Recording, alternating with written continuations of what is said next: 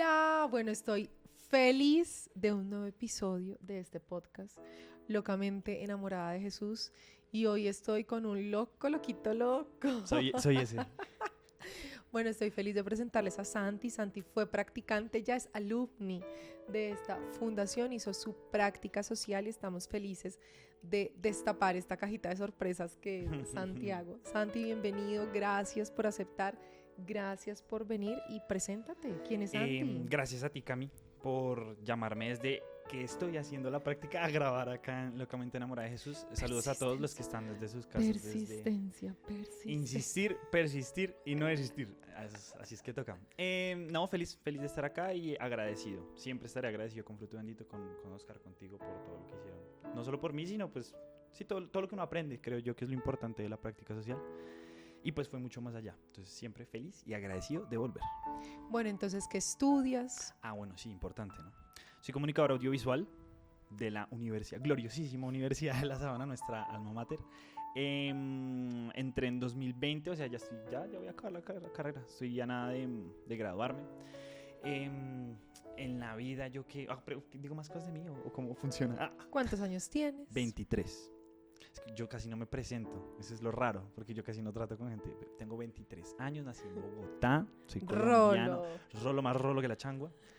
Mi familia, yo vivía con mi mamá y con mi papá y con mi hermano menor. Tengo un hermano menor, él tiene 16, 17 años, ya cumplió.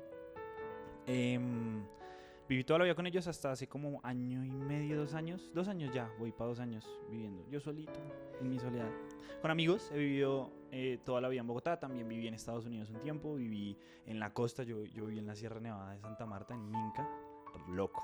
He pasado como por 9 colegios. No me echaban. Esto va a estar interesante. No me echaban, no tenía problemas. Era que mis papás viajaban mucho y se movían mucho de locaciones. Entonces, a veces estábamos yo estaba acá en Bogotá, entonces estoy en el Cafamel, que es al lado del Salitre Mágico. Y después que nos vamos a mover, ya no estamos viendo por su, entonces vamos a ir a otro lado, entonces toca ir a otro colegio. Después nos vamos a Estados Unidos, entonces otro colegio. No, es que nos volvemos a otro, y así. Entonces, bueno, ahorita vamos como esa vida un poco exactamente nómada, pero vamos a tu infancia. ¿Qué recuerdas de tu infancia? Poco. ¿Dónde creciste? Vamos a destapar todo eso. Yo crecí en Suba. Yo recuerdo perfectamente que crecí allá. Yo soy muy cercano a la familia de mi mamá porque cuando yo nazco, mi señor donante, yo le llamo así, me encanta llamarle así, él pues no desaparece así como que por obra y gracia del Espíritu Santo, sino simplemente decide no hacerse cargo. Ese es como su primer pensamiento. Y mi mamá decide criarme sola los primeros años de su vida. Y entonces yo soy muy cercano a la familia de mi mamá, principalmente porque no conozco a la familia de mi progenitor. A algunas que otras personas sí sé que tengo un medio hermano.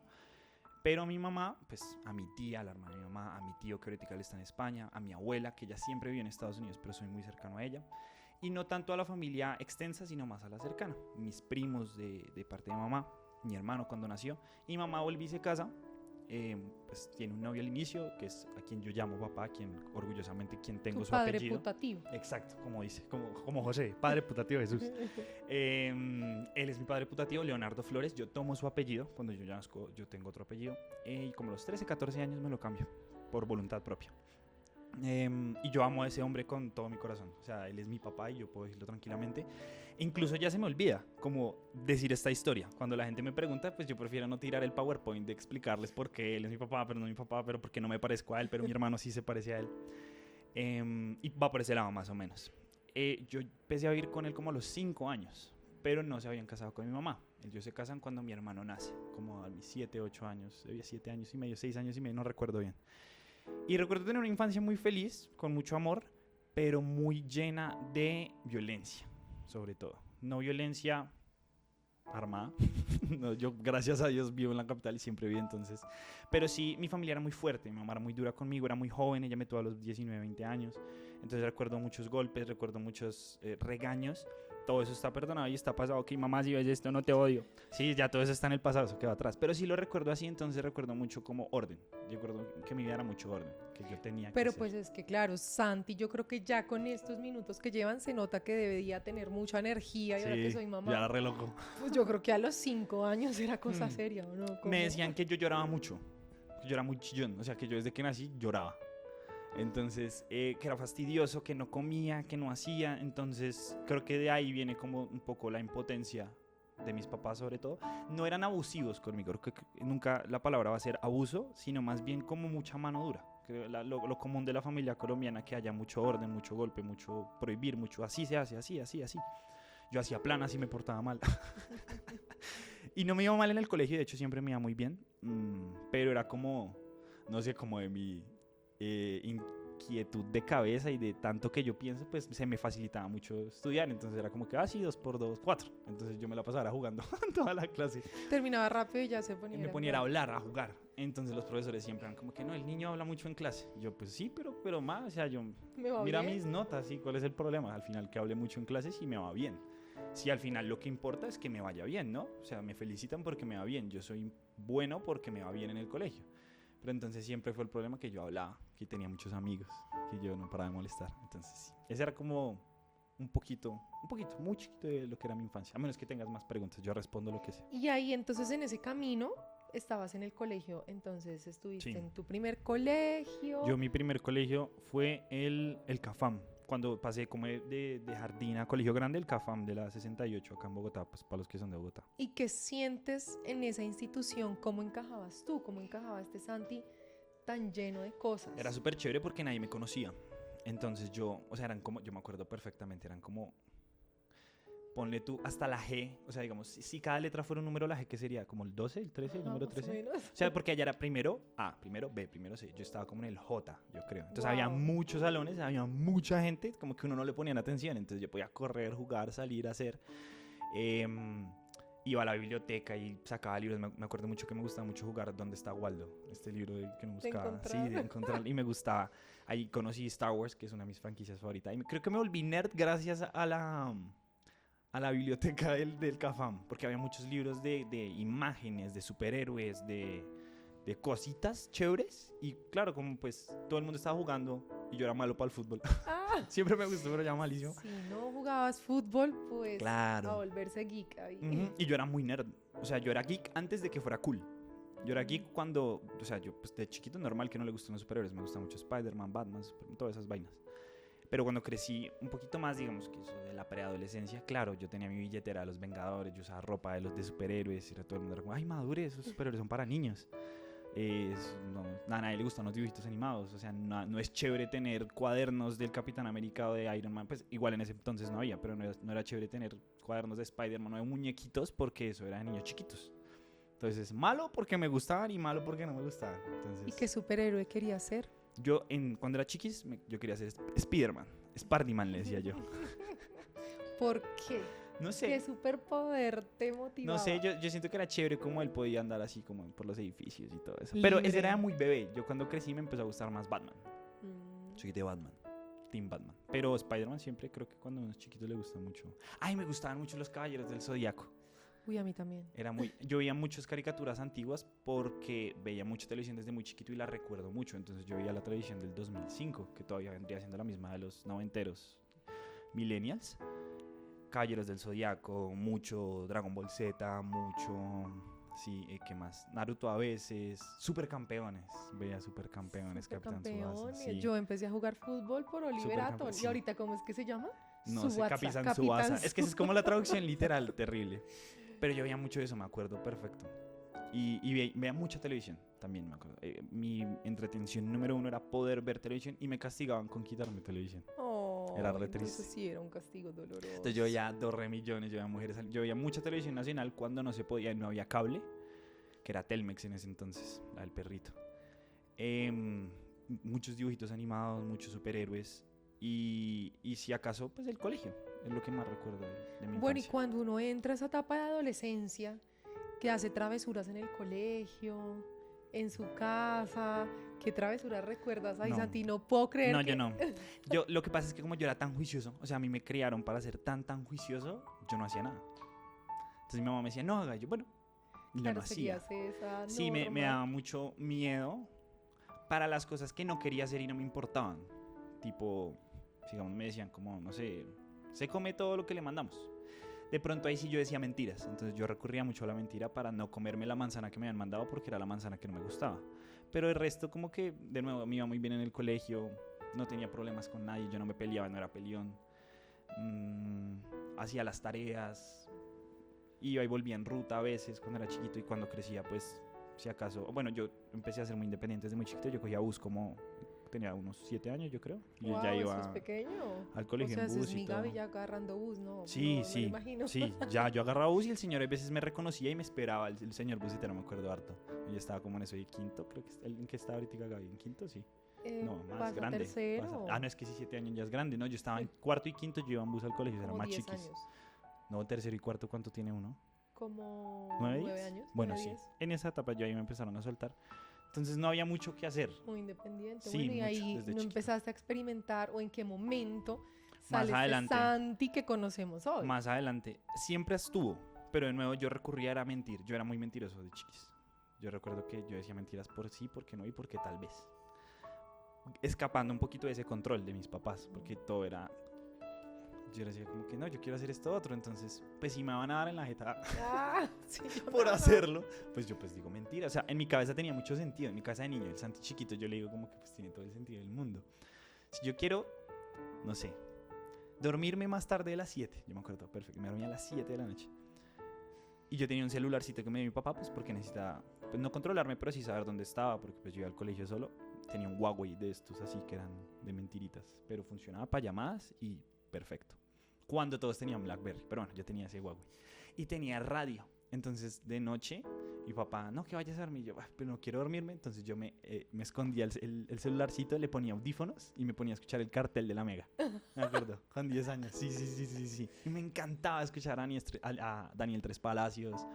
Todo lo que hablaban, a veces hablaban de terror, otras veces contaban chistes. Y me encantaba, me sentía grande y que yo podía hacer lo que yo ¿Y quisiera. qué estabas haciendo así algo Y eso es como lo más travieso? travieso que hacía, o sea, realmente yo no hacía nada más. Si acaso yo tenía un bully en el colegio, no voy a decir el nombre porque para qué, me la montaba mucho, porque yo de chiquito no era tan alto, yo era el niño flaquito, negrito, con gafas y yo así, todo lindo. Entonces me la montaban mucho, sobre todo ese niño. Entonces mi método de defensa contra él era unírmele en sus cosas. Él sí hacía cosas malas, sí le pegaba a otros niños, él sí se la montaba a otros niños. Entonces para que no me la montara a mí, él se la llevaba bien conmigo. Entonces él la empezó a llevar bien conmigo, entonces mis papás dijeron, es que usted es amigo de él, entonces ustedes son dos pícaros que van por ahí montándoselo a los demás. Y yo no. O sea, era mi manera de Era tu defenderme, era mi mecanismo de defensa ser amigo de él. Porque si yo no era amigo de él, era enemigo de él, y el enemigo de él sufría mucho. Y él era más grande que nosotros, era un niño que había perdido como 1 o 2 años por X, Y razón, no sé. Entonces, claro, era más grande, era... Pues sí, o sea, es que ya que fuera un niño más grande, hacía que... Eso ya cambia, las reglas todo. de juego. Y eso, para Santi chiquito, era lo más denso que hacía. El ser amigo de este muchacho, le voy a decir Pepito. Gracias, Pepito. Sí, A todos a los día de hoy pepitos no sé qué que haga. andan por ahí. Y me acuerdo, es que me acuerdo tanto de su nombre que lo mencionan y todavía me da como estrés postraumático. Sí, bueno, voy a decir el nombre, ya no importa, Vamos así tan a chistoso. decir el Él se llama nombre. Salomón. No sé si siga vivo. Ojalá Dios te bendiga y donde sea que estés muy feliz. Pero digamos, Faith, el cantante, él se llama Salomón Villada. Entonces, cuando dicen el nombre de Faith, a mí me estresa. Wow. Te lo juro. Algo me mueve en las tripas, como por allá en la psique, que me estresa que digan el nombre Salomón. O sea, cuando mencionan a Salomón, el de la Biblia, yo también me estreso muchísimo. Eso no lo disfruto. Y me da rabia que Salomón en la Biblia sea tan sabio. Porque mi Salomón me la montaba mucho y era muy malo conmigo. Pues con Santi chiquito ya no me importa, pero yo digo como pobre peladito que sufría tanto con ese bully. Y yo sí sufrí del verdadero, o sea, me la tenía pero casada. ¿Y tú no recurrías a contarle a tus papás porque era difícil o cómo se manejaba? Yo se los contaba, pero nunca tuve una buena relación con mis papás cuando era pequeño. Fue hasta mucho después, hasta ahorita que cumplí unos 20, 21 años, que yo pude sanar esa relación. Porque como había tanto control, en mi cabeza era como, pues yo, ¿para qué les cuento si al final la respuesta va a ser una norma o un regaño? Me van a regañar. O sea, varón y dele también. Mi papá nunca fue tan machista, pero sí era como, pues no se deje. ¿Sí? Y siempre era eso, como que, pues si se la montan, pues no se dejen tan bobo. Pues dele usted también. Y a mí no me gusta eso, a mí no me gusta pegar, a mí no me gusta la violencia, a mí no me gusta... Nunca me gustaba, entonces yo como que me quedaba en las mismas. Entonces yo dije, ¿qué puedo hacer? Y ahí fue cuando nació la idea de ser amigo. Y creo que de ahí también podría venir siendo el hecho de no querer contarle nada a mis papás. Yo no les decía nada. Yo no les decía con qué amigos andaba, yo no les decía qué hacía, yo no les decía qué materia me gustaba más. Mis papás sabían lo que sabían del colegio porque les contaban. Y como me iba tan bien, ellos no iban a las entregas de notas porque no necesitaban, no les iban a decir nada malo mío. Wow, claro. Entonces yo recibía mis notas, yo recibía las reflexiones de los profesores. Yo nunca tuve hermano mayor ni nadie como que figurara como diferente a mis papás. Mis papás, me acuerdo, teníamos hartos problemas económicos y yo desde chiquito a mí me molestaban en el colegio los profesores o los directivos porque yo no pagaba la pensión. Wow. Bueno, yo no, mis papás. Y a veces no me dejaban entrar a comer al almuerzo, a veces no me dejaban entrar porque yo no me pagaba, eran malos conmigo también en eso. Entonces yo desde chiquito también tenía como en la cabeza, ok, no hay plata, entonces eso es malo. Entonces es normal que mis papás no vengan al colegio, entonces yo mejor no los molesto con el colegio. Entonces de ahí como que muchas cosas nacen yo no contarles nada, como ¿para qué? Si los molesto con esto, si me va bien, entonces ¿para qué? No Para había que contar necesidad. todas esas situaciones y en qué momento sientes que necesitas encontrar esa esencia. Porque eres Toda la una vida. caja de sorpresas, eres un ser humano maravilloso, talentoso. Yendo a la pregunta de Cami, toda la vida. O sea, yo siento que siempre hubo algo dentro de mí diciéndome, sé diferente. Yo era muy diferente siempre. Entonces yo era el que no jugaba fútbol. Entonces mis amigos, pero juegue. Y todos querían ser amigos míos. Yo era el que cantaba, bailaba, el que tocaba, el que movía en el colegio. Entonces los profes siempre les gustaba tenerme en su curso porque uno no tiene un niño que no daba problemas, que le iba bien, que le enseñaba a los otros niños cuando tocaba, que no peleaba con nadie, se llevaba bien con las niñas y con los niños. Las niñas nunca gustaron de mí, yo chiquito, o sea, cuando empecé a tener como ese despertar, pues normal, hormonal, de crecimiento, cuando entra a la preadolescencia, que le gustan las niñas. Claro, yo tenía la niña que me gustaba, pero yo sabía que nunca nunca me iban a poner atención. Entonces yo como que dejé eso de lado. Esa parte de amor. Sí, te no, la yo lo quería dejé de lado, preguntar. yo lo maté y para mí no fue problema. O sea, yo mucho tiempo duré sabiendo como que pues la niña no, o sea, Sofía, la niña Sofía que me gustaba, ella no se iba a interesar en mí, entonces pues para que pierda el tiempo, me va a doler que sepa. Entonces yo me uy, que nadie nos escuche. Entonces, todo esto, siempre sentía que dentro de mí quería salir y quería hablar. Entonces yo actuaba mucho en las obras del colegio y siempre me iba bien, yo cantaba, yo movía, yo hacía. Y medida que iba creciendo, como que todas estas cosas yo las adaptaba solo como parte de mí. Yo decía como que, ok, yo soy esto. Yo soy el juicioso, yo soy el que hace, yo soy el que mueve. Pero no me daba cuenta que era algo muy bueno, o sea, que era una chispa, o sea, que realmente eso no se ve, eso no es normal. Para mí era normal. Claro, era tu Era forma lo de ser, común, pero sí, era lo común, era sentirme así todo el tiempo, como que todos tenemos que respetar a nuestras autoridades. Entonces cuando yo estoy con grandes, cuando estoy en el colegio, cuando estoy por fuera, yo no molesto, yo no hablo, yo no digo, yo no molesto a los grandes porque mi opinión no importa. Obviamente no lo pensaba así como chiquito, no, esto lo racionalicé después, pero realmente ese era el sentimiento. En las reuniones familiares yo mejor no gritaba mucho porque iba a molestar a mis papás y ellos estaban hablando cosas de grandes. Yo cuando iba a jugar con mi primo, entonces mejor no jugaba tanto porque me iban a molestar. Nunca tuve consolas hasta como los 8 años y me gustaban mucho pues porque yo era re nerdo. claro, te gustaba Entonces ese me tema. encantaba ir donde los familiares que sí tenían Xbox, que tenían el Play, el primer Play y todo eso. Y no me dejaban jugar tanto porque yo me ponía muy loco, pues porque era el momento en que yo me podía desfogar y amé los videojuegos siempre porque era donde podía yo jugar y como explorar mundos que yo no podía hacer en mi día a diario, en mi vida diaria, porque lo mejor era ser juicioso, porque ese era el Santiago chévere, el que era juicioso, el que mírelo cómo se porta de juicioso mi niño, venga Santiago, mira, y era el niño que mostraban y el trofeito, que a todos les cabía bien porque era juicioso. Entonces yo mejor no gritaba, yo no hacía nada malo, yo quería hacer muchas cosas, pero lo mejor y lo que está bien visto era ser juicioso. Entonces quedémonos siendo juiciosos porque así nos van a querer, y yo creo que esa era la idea. Y cuando empieza todo ese cambio de colegios, de ciudades, ¿qué empieza a pasar en ti? Yo aprendí inglés en Estados Unidos cuando me fui para allá. Embajada americana lo hice legalmente, si ven este podcast. Entonces allá como que me doy cuenta que también se me facilita mucho el aprender lo que sea. Cuando voy a Santa Marta me doy cuenta que socialmente soy un as porque me hice amigo de todo el mundo. Yo era gacha, gacha. Cuando estudié en Zipaquirá me doy cuenta que puedo hacer lo que yo quiera porque pues yo me iba todos los días de Bogotá ya y era independiente. Entonces creo que mi verdadero despertar viene cuando mis papás se vuelven cristianos, como eso de mis 13 años, y empiezan a ir a la iglesia todos los domingos a comer Biblia, o sea, como cuando uno es recién cristiano, recién empezadito, recién destapado, que uno quiere hacer de todo, uno quiere servir, uno quiere aprender, uno quiere ir, uno quiere mover, uno quiere ser Jesús en la tierra. Y mis papás eran así, yo los admiro mucho por eso, pero yo no lo entendía, porque yo decía, vienen de toda una vida dándome, pero como no hay un mañana, siendo realmente muy duros conmigo, y de repente acá nos volvimos los santos y acá iglesia y Dios para arriba y para abajo y perdón hijo por lo que hice. Yo como que bueno, muy chévere que pidan perdón, pero es que eso no cambia todo lo que pasó.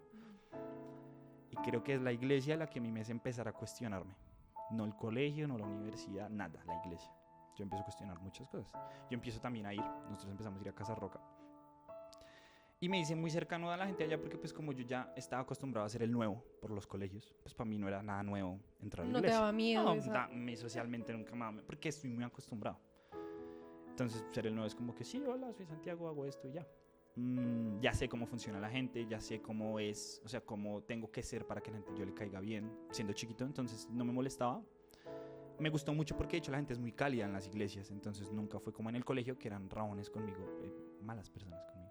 Salomón. A propósito, sí, no eran Salomones conmigo, sino que en la iglesia fueron muy lindos. En entrada, siempre en la iglesia son muy, muy bellos con uno y lo hacen sentir uno muy querido.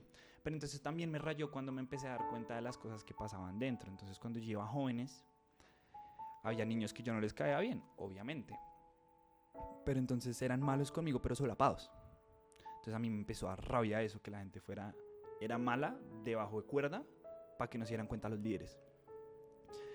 Y todo era élite, todo era como, yo no quiero criticar a la iglesia porque yo soy fiel creyente de lo que es la obra en la tierra y lo que hace Casa Roca y lo que hace Dios para cambiar a un ser humano y lo que significa eso. Yo no quiero criticar eso, no me atrevo, pero sí tengo la capacidad de criticar a los seres humanos porque soy uno. Y la crítica primero va hacia lo que soy yo. Y lo vi reflejado en otros, entonces lo critiqué también. Y era ver cómo pisoteaban gente siendo ellos peores. Entonces yo siempre me sentía en la iglesia que yo era el más pecador, el más terrible, el más horrible porque yo no hacía, yo no aprendía, yo no discipulaba, yo no era el líder. Yo empecé a tocar en la alabanza después cuando me aprendí de música y me encantó mucho, pero yo no hacía nada, yo solo iba. En cambio ya estaba el hijo del pastor. Allá estaba, yo no sé quiéncito que es de la familia más influyente de la iglesia, allá estaba tal niño, tal niña, que eran los super mega adoradores del Señor y los elegidos del Padre amado por siempre, pero yo era Santi Flores. Yo no importaba tanto. Entonces por mí sí podían pasar por encima mío. Y sí podían ser malos conmigo. Y eso es lo que me hace criticarme todo eso, como que ya en la casa y acá también me van a tratar mal, no. Es que no, pero no, ¿qué pero ya sí que está pasó? para en todo lado, entonces ahora es la montana al negro. Mi mamá siempre me ha dicho negro, por eso yo me autorrefiero a mí mismo como negro, no, ojo ahí. Está en la iglesia, desde los 13 años yo soy cristiano, evangélico, protestante. He cambiado mucho la perspectiva a día de hoy, pero creo que para que se entienda mucho más fácil puede ser por ese lado. Bueno, ahorita vamos a hacer una pausa para seguir conociendo esa espiritualidad de Santi. Y Santi, quiero que pienses en algo que las personas que te conocen no se imaginan para que lo digamos al final y sigamos descubriendo a nuestro Santi Flores. Ya volvemos. Va. Bueno, volvimos de este pequeño receso conociendo aquí en este momento de voz en off a Santi Flores. Soy ese. Y todo lo que ha pasado, ahora vamos a entrar a nuestra sección de espiritualidad. Sí. Y cómo ha sido ese camino de vivir tu espiritualidad, de descubrir tu espiritualidad. Cuéntanos qué recuerdos tienes también desde pequeño. De una familia muy católica. Pues normal, como lo es en Colombia. De entender lo que era de ir a misa, pero no tanto, porque como mi mamá, como que tuvo un acercamiento también muy joven al cristianismo, como que ya no le parecía bueno que a mí me bautizaran de la iglesia, pero bueno, mi abuela insistió, entonces me bautizaron. Ella no le parecía tan chévere eso de la primera comunión porque yo no entendía lo que estaba pasando y en su cabeza yo tenía que ser consciente de lo que hacía espiritualmente. Entonces yo nunca tuve mi primera comunión, yo no me confesé, yo no hice nada de lo que hace un niño usualmente en Colombia, catequesis, todo eso para mí. Mis amigos lo hacían, entonces yo lo quería hacer porque pues era lo que todo el mundo hacía. Claro, lo que todo el mundo hacía, entonces yo dije, no, pues hay que hacerlo. Por lo que me contaban, que les daban comida y todo, pero ese era como mi acercamiento, como que Dios es algo, está ahí, en la iglesia, va por ahí por las calles castigando gente, supongo, no sé. Mi abuela es muy cercano a él, la gente mayor, yo pensaba mucho como que los viejitos, eso es de Dios, es para los viejitos. que había otros dioses, porque como era tan nerd, yo sabía mucho de mitología griega, de mitología nórdica, de mitología, muchos panteones, yo sabía mucho de dioses, entonces el dios de yo no sé qué, el dios de yo no sé qué, pues Thor, que era dios del trueno, bueno, sabía muchas cosas y siempre me ha gustado saber cosas, mi manera de divertirme es saber cosas, entonces yo sabía cosas, pero no me involucraba con esas cosas. Y con lo que te decía todo demás, y también lo que hablamos en Voz en Off, yo aguantaba tanto, que yo dije, mi último problema es pensar en Dios. Porque pues mi vida se mueve demasiado. ¿Para qué? Escuchaba que la gente decía, que Dios lo bendiga. Veía que la gente se persignaba, entonces yo me persignaba como los futbolistas cuando iba a jugar. No sabía cómo hacer. Arrollaba en el césped. Sí. Me arrodillaba yo. Dedicaba los goles así porque Messi se dedicaba. Yo no entendía nada. Pero pues... Pero bueno, entonces te volviste futbolista. Dios. Me gusta el fútbol, me encanta, me apasiona, me vuelve loco, pero nunca fui bueno con los pies para el fútbol. Ok, pero empezaste a encontrarle gusto al deporte. Sí, yo hice de todo. Yo hice voleibol, fútbol, básquetbol, patiné, velocidad, hice hockey, hice de todo lo que puede hacer un niño en Colombia lo hice. Y en ninguno fui bueno. En ninguno era lo suficientemente disciplinado. O no me aguantaba la gente, de pronto el ambiente del deporte era tan hostil, normal por la competitividad, que me hizo una persona altamente competitiva, pero al final con lo que me quedé fue con la música. O sea, a mí lo que enamoró fue la música. Encontraste la música, ese camino también para sacar. Sí, y entonces todo eso, unido, mezclado, esa era como mi vida. La música, el ser nerdito, el ahora ir a la iglesia y entender un poquito más lo que era Dios. Entonces, claro, al ir a la iglesia, lo que me interesó de la iglesia no era la gente, no era ir, no era, bueno, jugar, porque jugábamos harto, era súper chévere. Empezó a interesar la música cristiana y me empezó a interesar saber de Dios, teología. Porque dar datos a mí, yo soy el amigo de los datos random. Entonces para mí era súper chévere como aprender de qué decía Primera de Tesalonicenses y Mateo y quién era Pablo y quién era yo no sé quiéncito y si sé más. Entonces yo sabía más datos de la Biblia que el hijo del pastor, yo me sentía chacho. Ahí estaba resaltado. Era muy chévere, sí, claro, porque de nuevo yo ya tenía la personalidad nerda. Entonces para mí ya era re breve saber de datos, de fechas, de cosas, de quién tenía qué poder, de Sansón porque perdió el poder, de Dalila, de quién era Ruth, todos. Claro, Santi, era tu camino de darte ese valor, de salir como de esa presión y de esa restricción y de esos Salomones en tu vida, ¿no? Sí. Porque en casa muchas veces los papás, porque no tenemos el conocimiento, ¿cierto? Nuestros no son papás perfectos. hicieron lo que pudieron. Nadie es perfecto. Y ahora a nosotros pues nos toca sanar ese camino porque tenemos más herramientas. Pero ese Salomón en casa, ese Salomón en el colegio, y luego ese Salomón en el colegio. Y mi refugio fue saber cosas, ser más inteligente que los demás, ser el que premiaban, el que sabía, el que todos querían estar conmigo porque yo sabía cosas. Y así fue en la iglesia. El primer acercamiento fue ese. Después del que ya tenía como de niño, fue saber de Dios. Yo sabía mucho. Yo comía Biblia como un escriba, el verdadero. Yo sabía qué hacían en el Pentateuco. Yo sé también, pues, empecé a entender cómo todo viene de la religión judía y cómo las tres grandes, el Islam, el cristianismo y el judaísmo, todos vienen de lo mismo. Entonces yo empecé a aprender. Mi abuelo, bueno, eso no lo conté cuando en mi parte de infancia. Mi abuelo bueno, ya murió hace muchos años, pero él era palestino. Él vino de Palestina por un tema ya social. Y enamoré a mi abuela y tiene la familia con ella, y de ahí vengo yo, de ahí mi segundo apellido, Salama. Entonces, claro, me interesé aún más por el Islam y por la cultura musulmana. Entonces quise aprender de eso también, y por qué Alá, y por qué Dios, y cuál es la diferencia, y Yahvé dónde viene a jugar, y Jehová. Entonces todo eso era lo que yo hacía, y yo mucho tiempo, yo hasta como los 18 años, o sea, 5 años, ¿no? Como desde los 3 hasta los 18, yo sabía de Dios. O sea, claro, uno va y dice que cree y hace la oración de fe y todas esas vainas que uno hace como cristiano, pues como... Cristiano juicioso que te van a enseñar. Entonces para mí era fácil. ¿Hasta qué momento ya es una decisión de vida o qué pasa en tu vida para llegar a ese Dios del cual hemos hablado, que ya es ese ser que amamos? Para mí fueron varias cosas. Una fue empezar a ver todo lo que él hacía en mi vida sin que yo me diera cuenta. Yo iba muy en la mía, siempre fui muy en la mía, desde chiquito. Entonces a mí no me importaba mucho lo que pasaba con los demás. Sí soy muy sensible a la gente y me encanta ayudar y servir. Entonces eso era otra cosa más que me encantaba de la iglesia, ir a servir, mover sillas, moverme, correr y sentir la satisfacción de que es para otros, no es para mí. De eso mismo de que yo no importo tanto. si yo mejor me escondo es mejor. Entonces en la iglesia eso se alababa. Entonces el que sirve más es el más chévere. Los últimos serán los primeros. Me apasionaba eso, el sentir que ese servicio era todo para Dios. Y darme cuenta de que Él me agarra a través de la música. Creo que él me hizo sensible para que yo me acercara al arte y Él se acercara a mí a través del arte, porque es a través de la alabanza y la música y donde yo empiezo a entender las letras, donde yo empiezo a entender lo que significa, lo que mueve.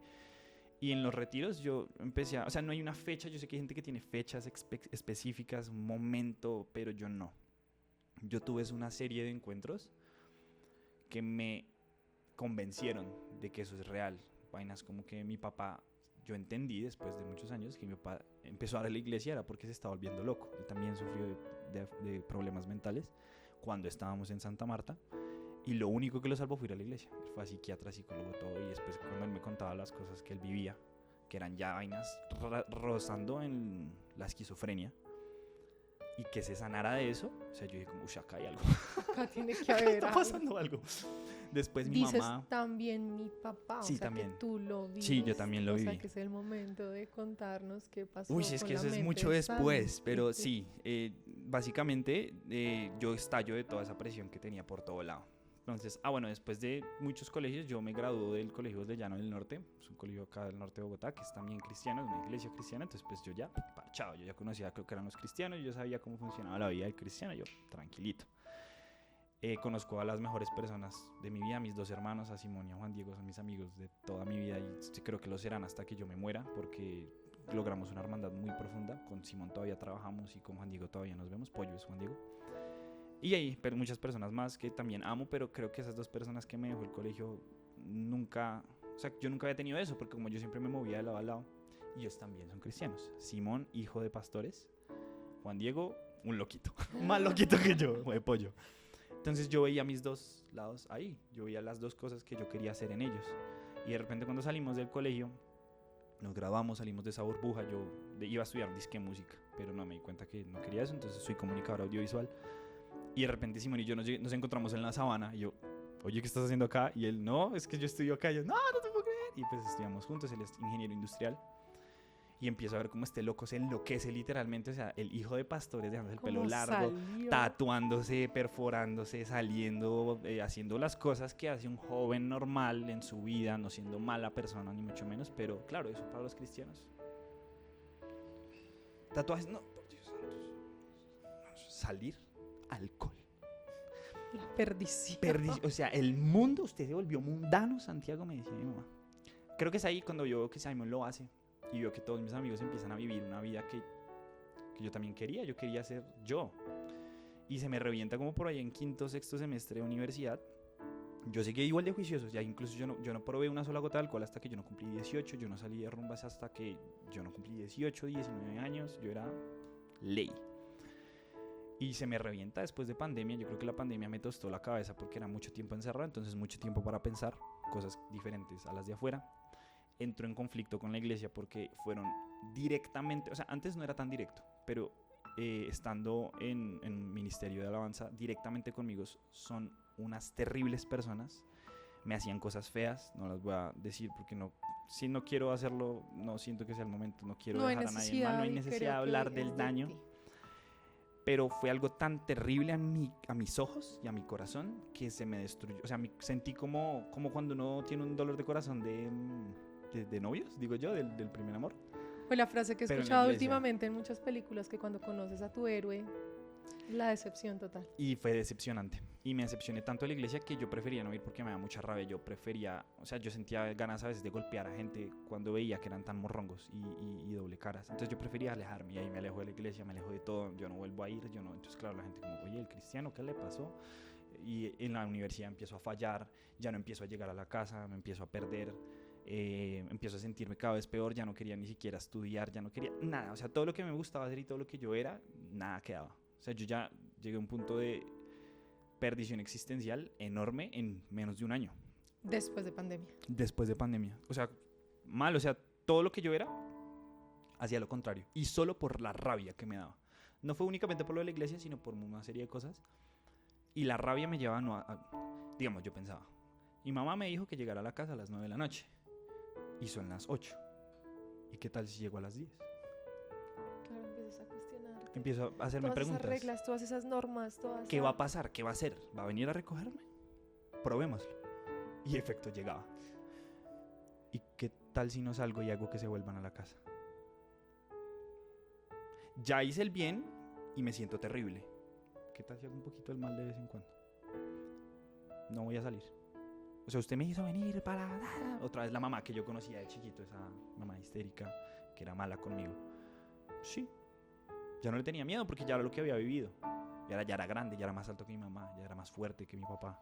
Bueno, teníamos una fuerza equiparable, ya éramos 2 hombres. Yo estaba en la universidad, yo fui becario. Yo. No voy a ir y qué. Y esa serie de decisiones me llevaron a un círculo que al final no llevó a nada porque el buscar lo que yo tampoco era, que era este chico malo.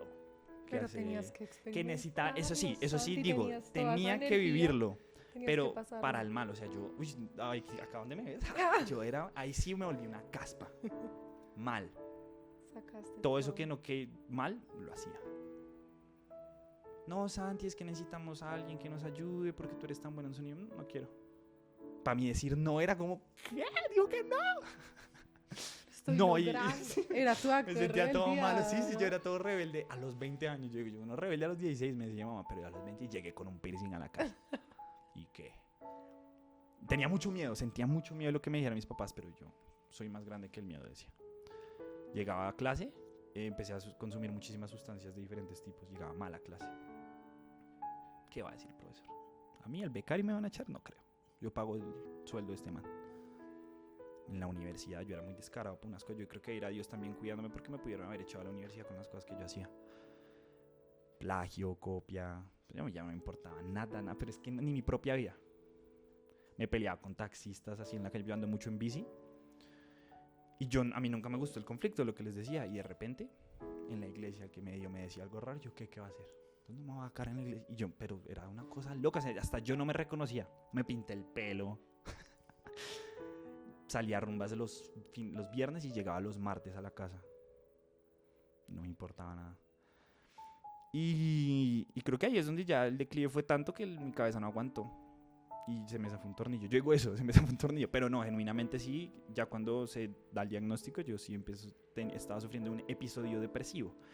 Y lo que sucedió fue que había Entonces, ¿qué hacen? tanta... Tus papás te dicen, vamos al médico, te hospitalizan. ¿Qué Sí, pasa? ¿Cuál es el acto? ellos hay un acto de rebeldía como que ellos ya no se aguantaron y es que yo me quedé por fuera de la casa como mucho tiempo, o sea, como que ya era más de lo que ellos pudieron soportar también. Que ellos pensaron que mis actitudes eran genuinamente un acto de rebeldía en contra del sistema y que yo se me les iba a salir de las manos. Y un día que no llegué a la casa como un fin de semana después de que habíamos dicho que yo iba a intentar no hacer eso, llego a la casa y me tenían hecho una redada y me llevaron al psiquiatra.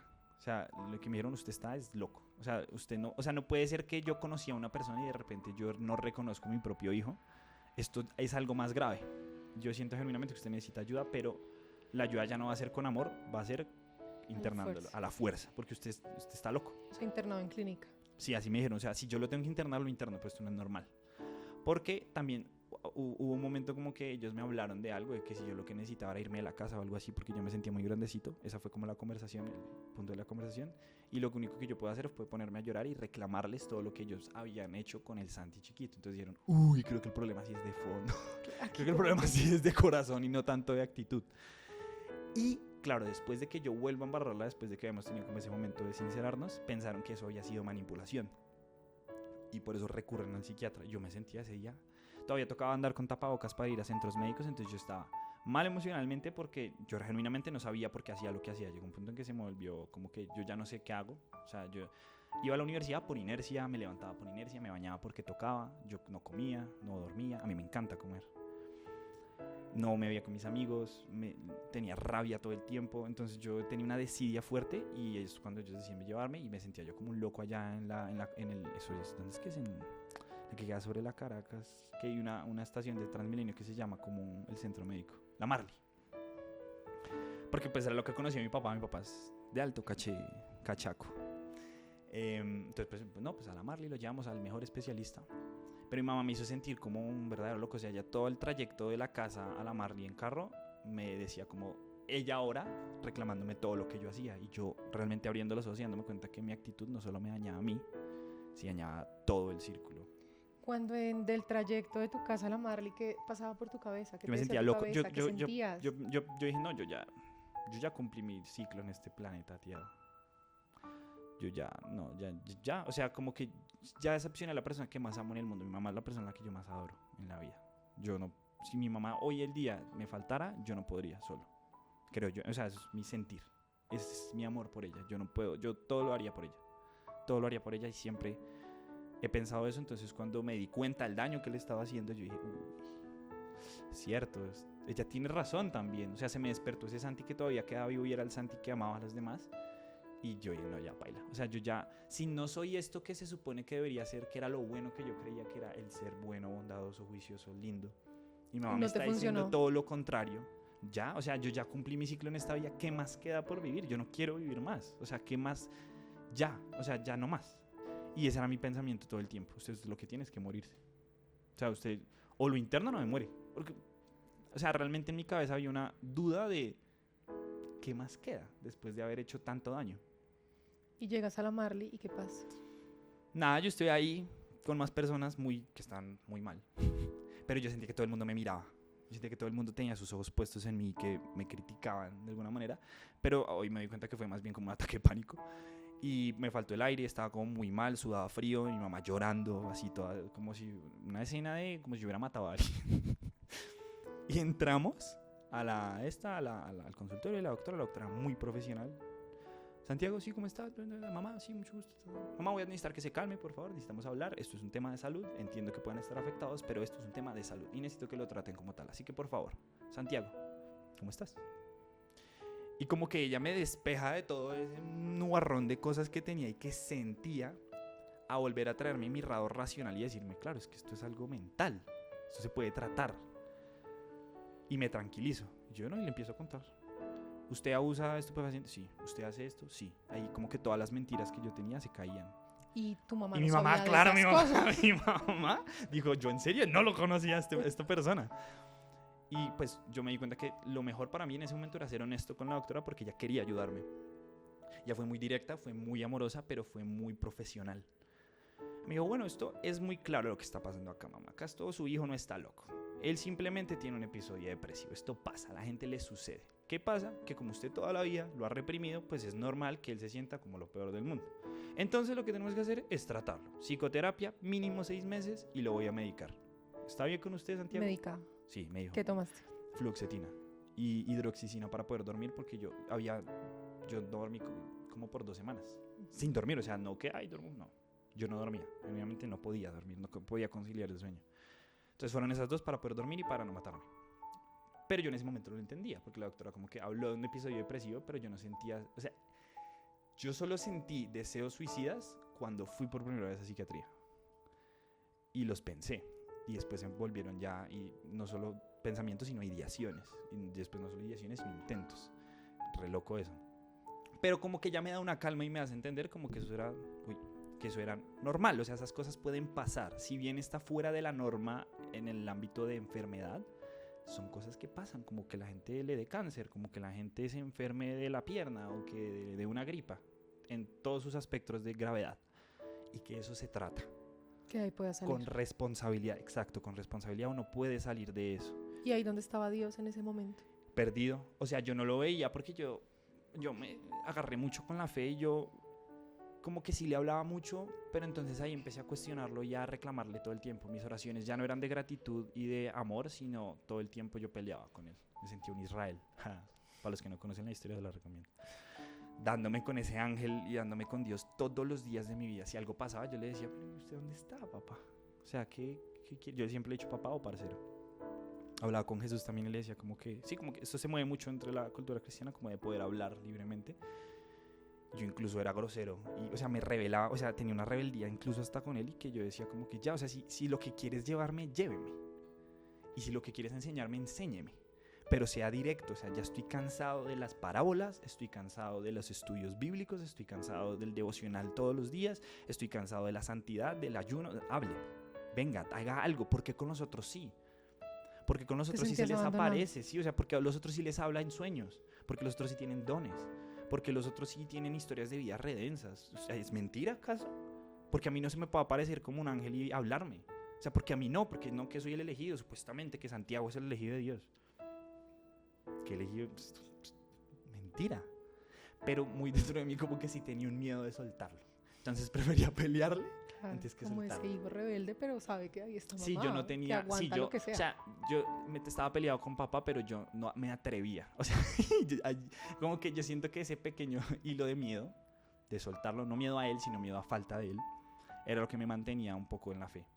Bueno, ¿cuánto duras medicado? 1 año. No, mentiras. El tratamiento era por 1 año, yo deliberadamente lo suelto a los 6 meses. Por mis huevos. ¿Y qué empiezas a hacer para salir de Psicoterapia. ese Nosotros fuimos a hueco? terapia, conseguí, después de pasar como por 3 psicólogos, la primera vez que voy a psicología tengo mi primer ataque de pánico redactado así en una hoja de paciente. Y cuando consigo a mi psicóloga, a mi terapeuta, Jenny, la amo con Santi, todo mi vamos a corazón. hacer algo. Sí, dime. Quiero que me relates qué es un ataque de pánico. Yo Uy. también lo he tenido. Yo Ok. también sé lo que es. Pero mucha gente que está al lado de una persona que sufre de esto, tal vez no lo cree. Hace rato o no los tal miro. vez no entiende. Hace rato no los veía y es ¿Qué importante verlos. sientes en tu cuerpo cuando hay pánico? Es importante esa pregunta porque para mí también era mentira. O sea, yo siento que hay muchas personas que creen que eso realmente es un show. Que la gente está haciendo show y ay. Sí, ataque de pánico. Pero genuinamente es un desbalance hormonal y físico en donde el cuerpo está tan mal que no está en sí.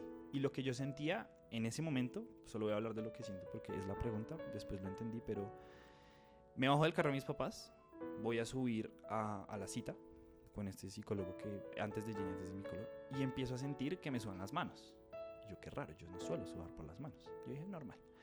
Y entre más caminaba y más me acercaba, sentía que me estaba enfrentando a todas esas decisiones que yo había tomado. Entonces empezaron a venir muchísimos pensamientos a mi cabeza y esos pensamientos me empezaron a dar miedo.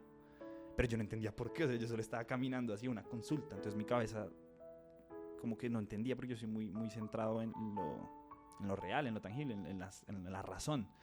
Y empecé a sentir que ahora me sudaba la espalda. Y yo, pero no entendía.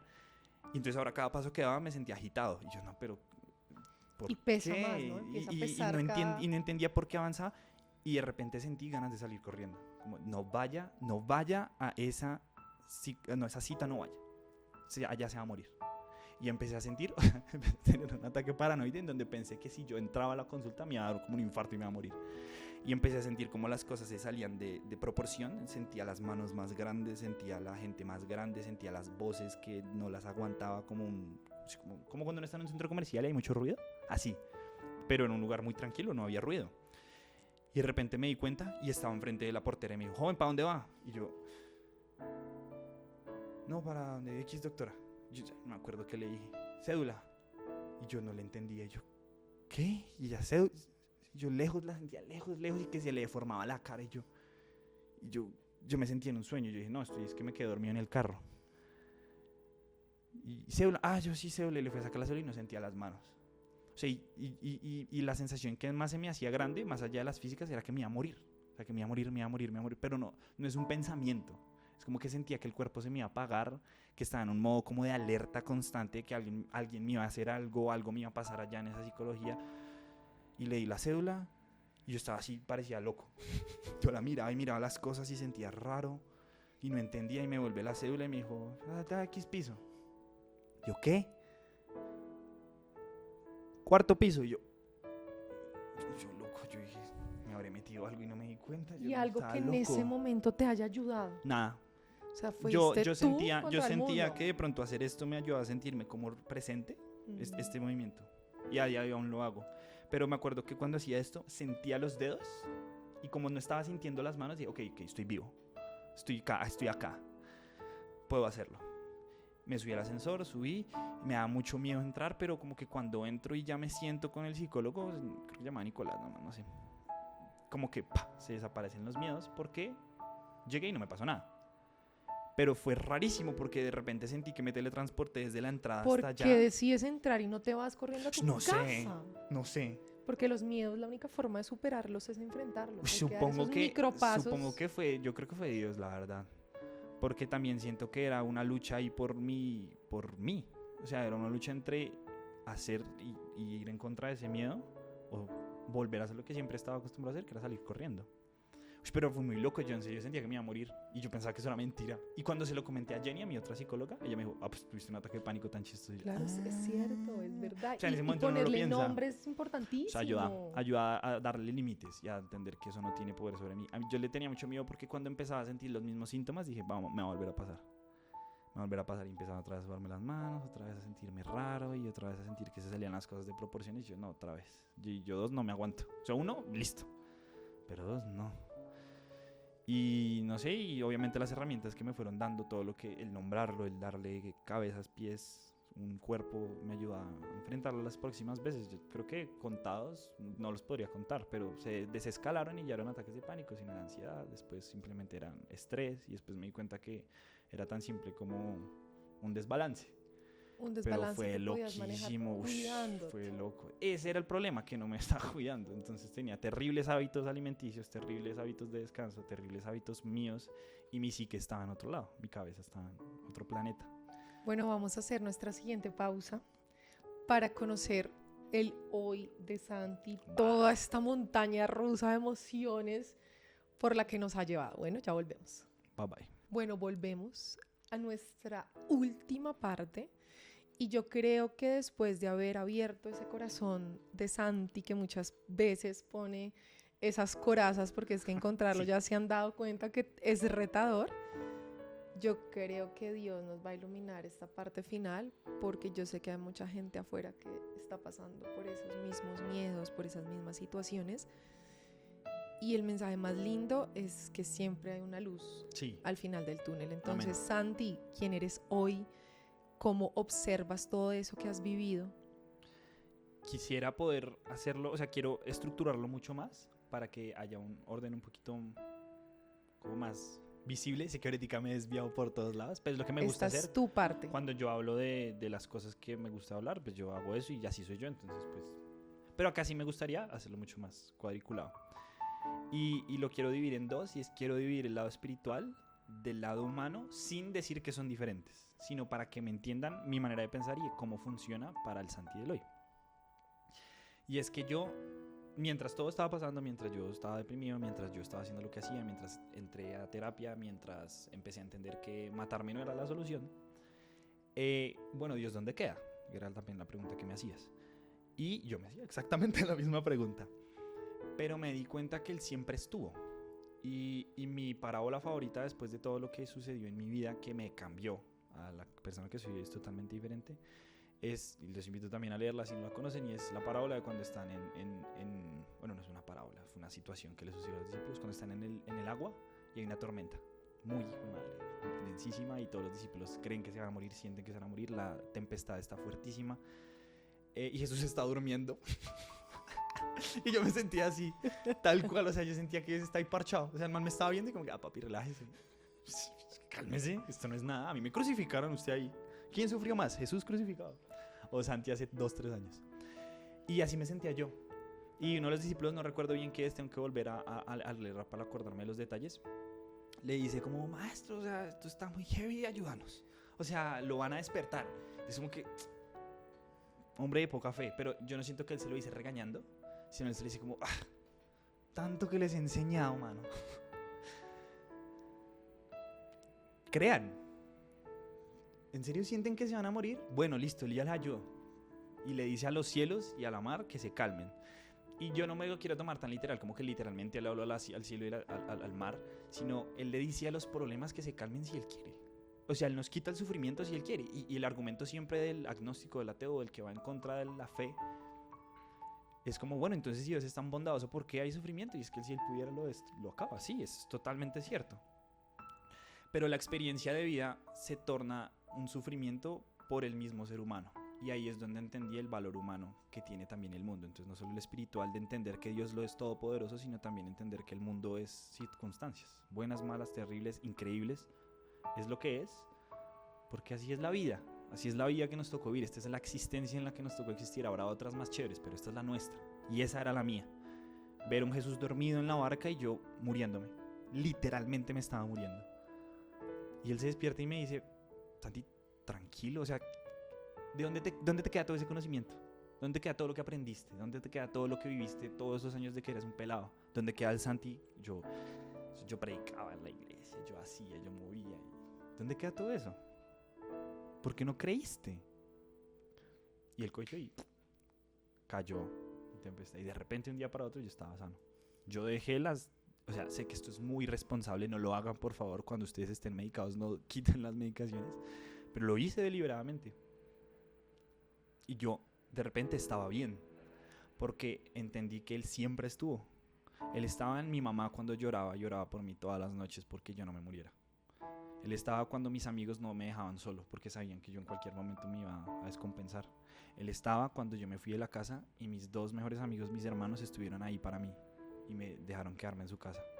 Él estaba cuando yo me iba a matar y de repente otra voz, que no eran las voces que me decían que me mataran, me decían: no, mañana hay que ir a ver el partido de Millos, tranquilo.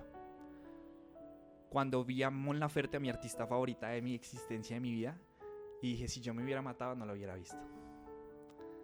En todas esas cosas ahí estaba él, porque me entendí que Dios no era un señor viejito que solo era para viejitos, sino que Él estaba en todo, y Él es la existencia misma, y Él está en todos, y Él está en el amor que uno tiene, y Él está en el amor de los demás, y Él se manifiesta en todo y en todos. Es simplemente callarse y escuchar, y uno lo va a oír.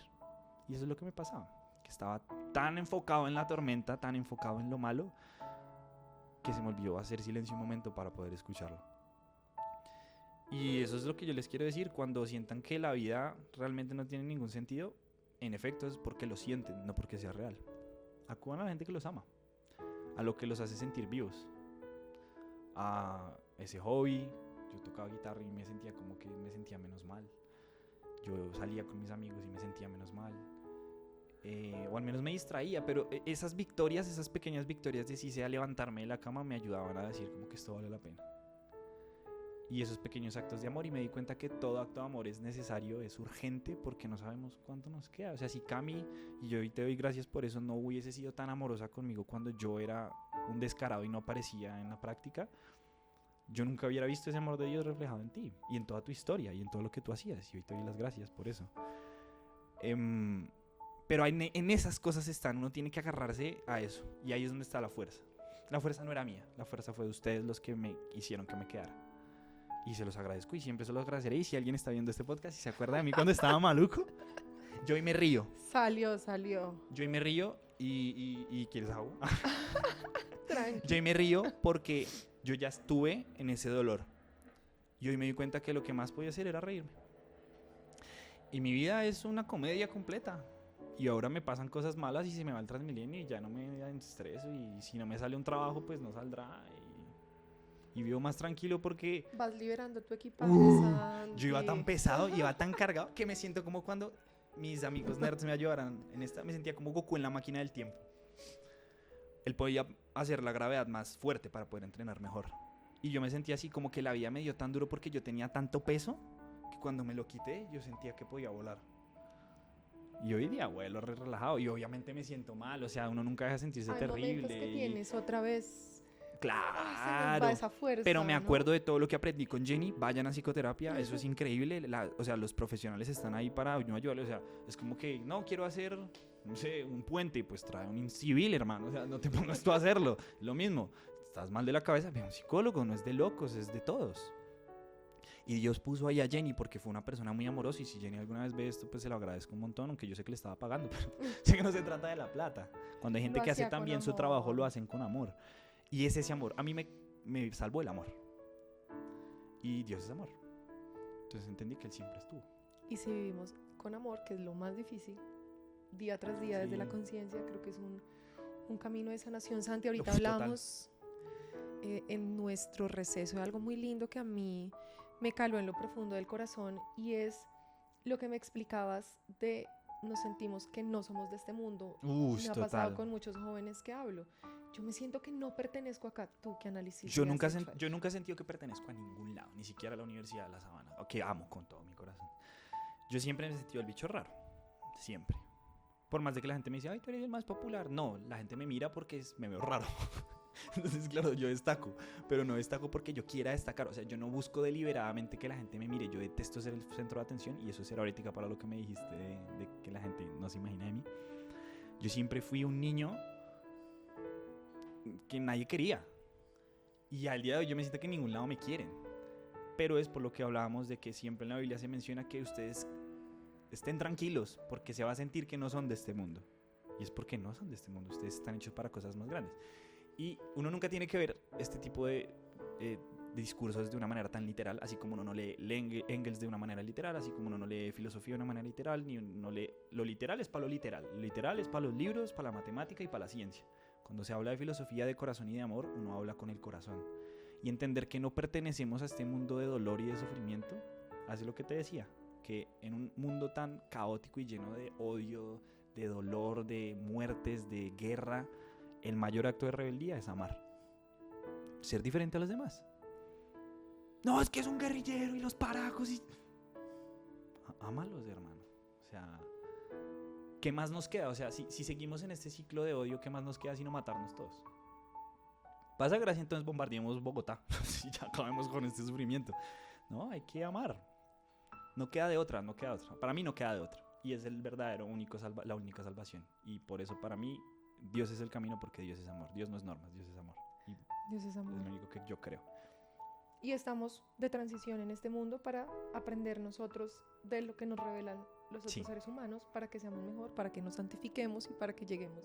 Exacto, eso viene después, eso viene después. Es que el amor es la semilla que hace crecer la santidad, que hace crecer el entendimiento, que hace entender la espiritualidad. Pero si no hay amor no hay nada. O sea, ¿cómo puede ser que en la misma iglesia en donde a mí me decían que Dios era amor, me pisoteaban porque yo era menos santo? ¿Tiene sentido? No tiene sentido. O sea, es como cortarle las hojas al bonsái porque no crece rápido. No, o sea, no va a crecer, evidentemente, porque le estás cortando las hojas. Deja que la semilla haga lo suyo. Y de ahí los frutos del Espíritu. Todo viene del amor. Bueno, ¿cuáles son los talentos que Santi ha encontrado en él y para ponerlos al servicio de la humanidad? Todo. Yo soy hecho para los demás. Yo creo fervientemente que yo no fui hecho para mí, sino para los demás. Yo no vivo una vida para mí, sino para los demás. Y en eso hallo amor. Entonces, por ejemplo, cuando yo actúo y me siento feliz actuando, cuando yo grabo y me siento feliz grabando, cuando yo enseño y me siento feliz enseñando, no me siento bien para mí. Yo me siento bien porque el otro comprenda, porque el otro se sienta amado, porque las personas en serio se sientan que pertenecen y que nunca se sientan excluidas, ni que se sientan como que yo soy mejor, ni que quiero pisotearlas. Yo soy músico porque quiero que la gente escuche mis cuerdas o mi cantar y que se sienta feliz escuchándolas. Yo, no sé... Actúo porque ama la actuación. Sí. Y viene de mí, claro, o sea, yo tengo primero que amar las cosas que hago, pero las hago para que otros disfruten. O sea, al final el show, el audiovisual, todo se hace para que se muestre. Y entendí que yo estoy para que la gente me vea. ¿Qué sueñas con toda esta vivencia que has tenido? ¿Cómo la quieres poner al servicio de la humanidad? Enseñando, mostrando que de pronto yo no sufrí como otros han sufrido y habrá dolores más grandes que el mío y habrá historias más fuertes que las mías, pero en esencia todo es lo mismo y el amor todo lo puede. Decía Cancerbero, all we need is love. Todos necesitamos amor, para los que no saben inglés. Todos necesitamos amor. Amor. Lo único que necesitamos Amor. es amor. Es amor. Es el verdadero amor. Y no el amor como se entiende de pronto en Occidente, de la sensación de, ay, te amo, es lo que no. Sino el desinterés al hacer las cosas, la compasión, la paciencia, el respeto, la honra. Eso es lo que conforma el verdadero amor. El entender que el otro vale tanto como valgo yo. Y que yo valgo tanto como todos los demás. Y que lo que tú crees, lo que yo creo, vale y cabe en el mismo saco. Que si tú piensas y yo pienso, cabe. Porque somos personas, punto. Ya por eso, vales. Ya, paré de contar. Santi, 2 puntos antes de cerrar. Va. Este episodio tan lindo, tan lleno de magia, tan persistente. Viva la magia. Uy, amo la magia. Tan persistente para llegar acá. ¿Qué le dices a una persona que acompaña a otro ser humano atravesando todas esas tribulaciones? Porque ser acompañante, ser amigo, ser pareja, ser papá, no es fácil. Sí, no, para nada. Y eso es un don. Yo estoy seguro que yo tengo un don. O sea, yo soy muy paciente y muy amoroso con la gente que sufre. Y no todos somos así. No todos estamos acá para resistir las tribulaciones de otros, no todos estamos ahí. Pero lo que te decía es que el amor sí todo lo puede. Uno tiene que encontrar en el corazón de uno qué es lo que uno ama de esa otra persona para que eso se quede en este planeta o para que eso no muera. Y ese es la gasolina, ese es el motor, eso es lo que tiene que mover el motor de uno. Voy a dar un ejemplo para que se entienda mejor porque sé que está muy por el aire. Mi novia, mi novio, mi pareja suele estar mal y suele sufrir de temas mentales. No puedo pensar siempre desde mi egoísmo que a mí es que me incomoda sus cambios de humor, a mí me incomoda que todo el tiempo esté triste, a mí me incomoda no poder disfrutar. No, tú tienes que pensar en qué es lo que amas. Amo su compañía, amo su manera de ser, amo su chispa, amo que sea inteligente o amo cómo se pinta el pelo. Tiene que agarrarse de esas cosas que uno ama de los otros para que esas cosas no se pierdan y ser paciente. La paciencia todo lo puede uno. Vivimos muy de afán, vivimos Los amigos todo de el Job, tiempo. ¿no? Estuvieron Sí, ahí más de 7 siempre años estuvieron al lado, ahí en silencio. esperando, tranquilos, parchados. Mientras Job se levantaba de todo lo que le pasaba y después la retribución fue aún mayor. La paciencia en esta época sobre todo es un verdadero don de sabios. El poder esperar tranquilo, la vida no se va a acabar. El por no ir a ese plan porque X persona está triste y nunca verlo como aguante. O sea, a mí me duele mucho cuando la gente, no, es que me toca aguantármelo. Uy, no, terrible, no te lo aguantes, entonces suéltalo. Mándalo a un centro psiquiátrico o algo así, pero no hagas eso porque el sentir, una persona que sufre, sentir que es una carga, Es la peor carga que puede sentir una persona que sufre. Una persona que es una carga, que su dolor, no, eso creo que me hubiera matado a mí también. Entonces es preferible soltar. No podemos todo solos. Está también muy bien pedir ayuda y si tú también sientes como una persona que ayuda que no puedes, pide ayuda. Hay gente que está lista para ayudar. Especialistas. Si te das cuenta que esa persona no puede más y tú no sabes qué más hacer, pide ayuda. Es como una vez yo trabajé en un call center de asistencias internacionales. Assistcard, no sé si se escuchaba. Ellos son un seguro internacional y entonces nos decían, ellos mientras nos enseñaban qué había que hacer en X o Y casos, pues porque como es un seguro de vida, la gente podía llamar por cualquier razón de falencia de salud. Y nos decían, hay gente que llama y me dice, mi abuelo está teniendo un infarto, ¿qué hago? Y hemos tenido agentes que se complican la vida buscando una solución a un infarto en vez de decirle, señor, llama al 911. Claro. O sea, si tú estás viendo que se te sale de las manos, pues llama al 911. O sea, no tienes que saberlo todo. No tienes que saberlo todo. Nadie se las sabe todas. Entonces, siempre habrá alguien que sepa más que uno. Y en el audiovisual uno también lo aprende mucho. De hecho, en la mitad del audiovisual es contratar a gente que haga las cosas mejor que tú. Eso es un buen audiovisual. Entender que no lo podemos todo. Santi, para cerrar, ¿qué le vas a decir a esas personas que te conocen que no se imaginan de Santi? ¿Qué nuevo descubrimiento de Santi Flores? Si pusieron atención a todo el podcast, se habrán dado cuenta, y yo también me di cuenta porque no sabía qué decir, pero yo soy una persona introvertida.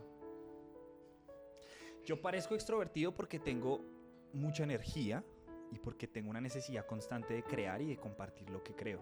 Y yo creo con mis palabras, yo creo con lo que hago, con mi música, con mi voz. Me encanta hablar, pero a mí me da pena. O sea, en este momento tengo mucha pena.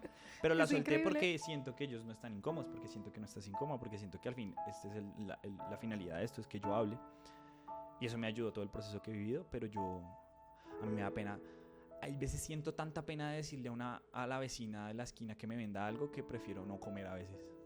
A mí me da tanta pena cometer un error en la calle que prefiero a veces no devolverme, sino seguir yendo por donde iba yendo para que la gente no vea que yo me devolví. Yo tengo cabeza introvertido y la gente no me cree.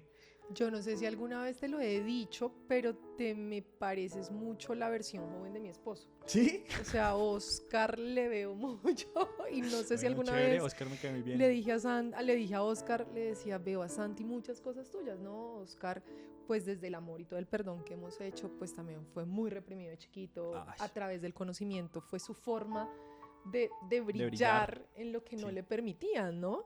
Y entonces digo, qué bonito también estos procesos de aprendizaje. Fue un niño lastimado, fue un niño también. Y veo todo esto en que también podemos transformarlo para bien. Y es lo que más admiro, Santi. Usa todos esos dones que Dios te dio. Cambia este mundo que necesita más gente como tú para que hagamos de este planeta un poquito. Un mejor vividero de transición para eso tan hermoso que nos espera. Si no somos salvadores, somos recipientes de un salvador que vino antes que nosotros. Eso es increíble entenderlo porque yo ya no me jacto de mí. O sea, es que eso es tan liberador, como que yo no soy yo. relájense, esto es alguien más grande que yo y eso es muy tranquilizante y ayuda un montón. Entonces, pues, gracias por permitirme estar aquí. Espero que haya servido de algo para... Yo siento que si uno hace cosas que no trascienden, pues no sirven para nada. Yo pienso Santi, eso, ¿sabes qué es lo pero lo más agradezco. importante? Que este espacio de escucharte nuevamente tu historia te va a llevar a descubrir nuevas situaciones. Sí, no suelo contarla. Por eso mismo de que a mí no me gusta incomodar a la gente con lo mío. Entonces no suelo contar mis cosas. Sí, soy un introvertido. De corazón lo soy. Yo entiendo lo que se siente, todo. O sea, a mí me da pena todo. Pero he aprendido a luchar contra esa pena. Ese miedo que vas enfrentando. Todos los Al días. mío se Es que enfrenta. yo todos los días a mí todo me da pena. Todo me da mucha pena hablar, todo. Y lo tapo con que tengo la energía suficiente para enfrentarlo. Y como actúo también. Entonces me pongo una mascarilla. Lo hago. Wow. Sí. Bueno, Santi, gracias por este espacio. Te queremos profundamente en esta familia. Sabes que Yo a las ustedes puertas también. siempre están abiertas y tú también me diste a mí lecciones de crecimiento Me muy alegra. grandes. Muchísimas gracias. Y que sepamos más de Santi, o por lo menos que seas Oiga, feliz sí. y te ¿Puedo decir mis liberes. redes? Obvio. Ah. Igual las vamos a poner con Ay, tu nombre. súper, qué chévere. Es porque quiero empezar mi proyectico a hacer contenido. Muy de este estilo. A generarlo, hay Muy que de dar este el estilo. salto, tienes todo para hacerlo. Sí, yo siempre he pensado porque no hace las cosas para las que está hecho, ¿no? Y no le da pena. El que más está llamado a hacer las cosas, el que no las hace. Bueno, ahí aparecen, si aparecen, pues que aparezcan, no los voy a decir. Síganme, yo subo cosas raras. O no tanto, pues cada quien, hay mercado para todo. Agradezco de nuevo estar acá. Siento que en mi corazón solo hay gratitud desde que me salvé, desde que volví a vivir. Yo siento genuinamente que volví a nacer, como un segundo bautizo. Y los amo, yo los amo a ustedes mucho. A los que están viendo, a los que están acá en equipo audiovisual, hay que darle las gracias a los que hacen esto posible. Y a ustedes como familia, los amo a todos porque son parte del Gracias, proceso. Santi. Gracias, despidámonos.